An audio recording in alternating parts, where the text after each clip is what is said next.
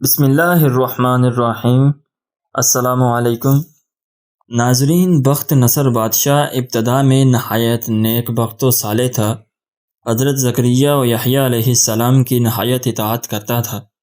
اتفاقاً اس نے ایک عورت سے نکاح کیا جس کے ہمراہ ایک لڑکی نہایت حسینہ و جمیلہ پہلے شوہر سے تھی۔ جب وہ لڑکی سن بلوغ کو پہنچی تو بادشاہ اس کی بہار حسن دیکھ کر فریفتہ و دیوانہ ہو گیا۔ اس کی ماں کو پیغام دیا، وہ بہت خوش ہوئی، مگر دل میں اندیشہ کیا کہ بادشاہ پیغمبروں کا مطیع فرمان ہے اور نکاح اللہ کے پیغمبر کی شریعت کے خلاف ہے، وہ کیوں اس کام کی اجازت دیں گے؟ اس لیے بادشاہ سے کہا کہ تم اس کا مہر ادا نہ کر سکو گے۔ اس نے دریافت کیا کہ کتنا مہر ہے؟ جو کچھ کہو میں دوں گا۔ عورت نے کہا، اس کا مہر تمہارے دونوں پیغمبروں کا سر ہے، اگر تم یہ مہر ادا کر سکو تو لڑکی حاضر ہے، ورنہ اس کا نام مت لو۔ بادشاہ نے کہا کہ یہ پیغمبر ہمارے دشمن نہیں بلکہ ہمارے خیر خواہ اور دعاگو ہیں، ان کو بے جرم گناہ قتل کرنا ظلم عظیم ہے، اس کے سوا کچھ مانگو، جو مہر کہو مجھے منظور ہے۔ اس نے کہا، اس کے سوا کوئی مہر نہیں ہے۔ بادشاہ نے ہوائے نفسانی سے مغلوب ہو کر فوج کو حکم دیا کہ دونوں بے گناہوں کا سر کاٹ لاؤ۔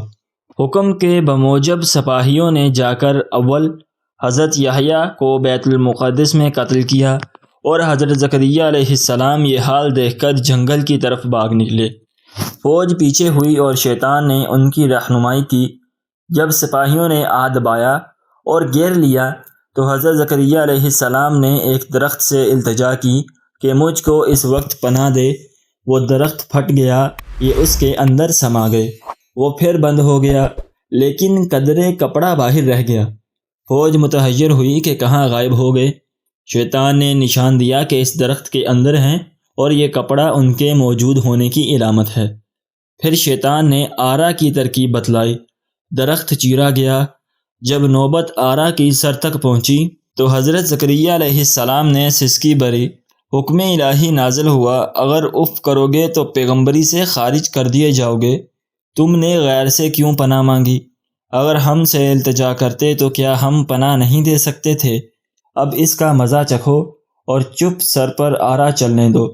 غرض کے سر سے پاؤں تک جسم چیرا گیا اور حضرت زکریا علیہ السلام نے دم نہ مارا۔ جب دونوں پیغمبر اس بے دردی سے قتل ہوئے تو غضب الہی نازل ہوا، دن تاریک ہو گیا۔ ایک بادشاہ فوج خونخوار لے کر چڑھا اور اس شہر کے باشندوں کو گرفتار کر لیا۔ حضرت یحییٰ علیہ السلام کا خون بند نہ ہوتا تھا، جب قبر میں رکھتے تھے تو قبر خون سے لبریز ہو جاتی تھی۔ بادشاہ کے لشکر نے قسم کھائی کہ جب تک خون بند نہ ہوگا میں قتل سے باز نہ رہوں گا۔ ہزارہ آدمی طے کر دیے گئے لیکن خون بند نہ ہوا۔ اس وقت ایک شخص حضرت یحییٰ علیہ السلام کی لاش پر آیا اور کہا کہ تم پیغمبر ہو یا ظالم؟ ایک خون کے بدلے میں 1000 آدمی قتل ہو چکے، اب کیا سارے جہان کو قتل کراؤ گے؟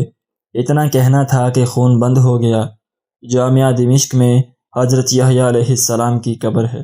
حاصل غرض اس بیان سے یہ ہے کہ بجز اللہ کے کسی سے استعانت نہ چاہیے کہ جب ایک نبی کو بھی اللہ تعالیٰ نے بطور تنبیہ کے آرے سے چروا دیا تو ہماری حیثیت کیا ہے؟ چنانچہ اس لیے اس واقعہ سے سبق حاصل کرتے ہوئے ہمیں چاہیے کہ نہ تو کبھی کسی پر کوئی ظلم کریں اور نہ اللہ کے سوا کسی سے مدد مانگیں۔ اللہ تعالی ہم سب کو عمل کرنے کی توفیق عطا فرمائے، آمین یا رب العالمین۔